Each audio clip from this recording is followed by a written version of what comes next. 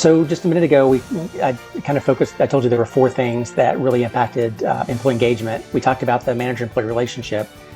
Sort of no different, when you're president or on the board of your chapter. It's really about how do you engage your members, build relationships with them, things like that. So that's where the networking, things like that comes in.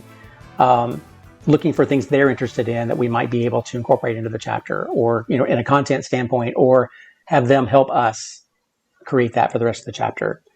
So volunteers are, a big part of that. Finding ways to get people involved from the beginning when they start with the chapter, which means having a good onboarding program. Something we struggle with at ATD NYC right now, but we're working on. When we have some volunteers around that as well. So, finding ways that the chapter needs fit the member needs, and then bringing that together so that people can learn and get experience in a safe, warm environment. That's what we try to do with our chapter, at least. And then once they are volunteers, this kind of gets into the other three of the employee engagement success win things, and that's recognition and rewards. So recognition is really big.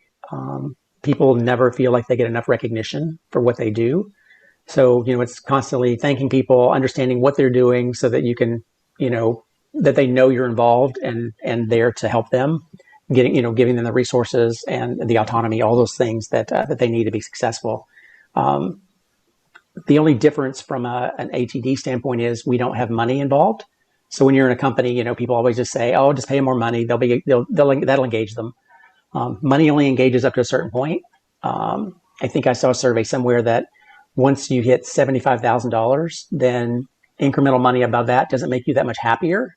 It definitely helps, but from a happiness standpoint, some of those studies doesn't really do a whole lot. So what can you do? I don't know if that's necessarily true in New York City. Well, yes, in New York City, that's probably not the case, but overall, that was the average, whatever they were talking about. So, yeah, exactly. I don't know that you could live in New York City on that, but yeah. So, what can you do outside? You have to really think about outside of the box not from a monetary standpoint. What can you do to reward people?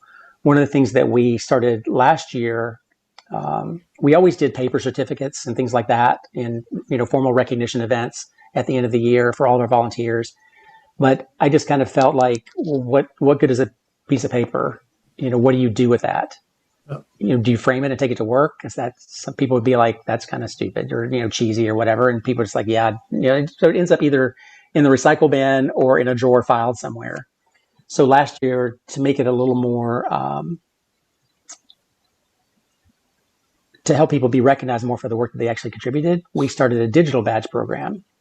So using Badger, which is an open digital badge platform, they can take those badges and basically prove that they were a volunteer and have that social proof behind it.